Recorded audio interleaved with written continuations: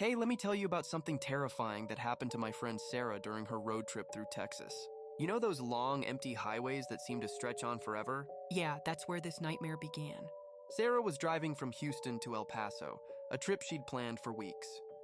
Everything was going fine until sunset when her GPS started acting weird.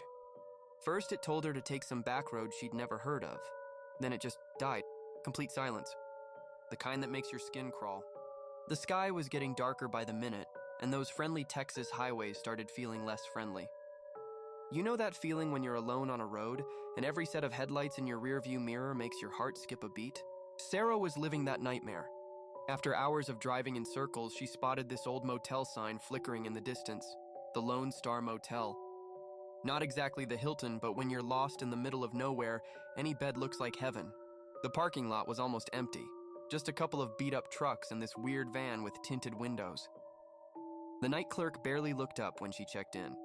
Just handed her a key to room 13, because of course it had to be room 13. The room smelled like old cigarettes and cheap air freshener, but Sarah was too tired to care. That's when things got really creepy.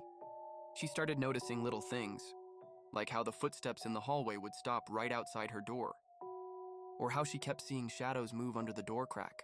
At one point, she swore she heard someone trying to turn her doorknob. The motel room phone rang at 2 a.m. When she answered, there was just heavy breathing on the other end. But here's the thing.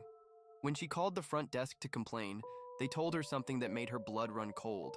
The room phones had been disconnected for years. Sarah spent the rest of the night wide awake, her car keys clutched in one hand, her phone in the other. The sun couldn't rise fast enough.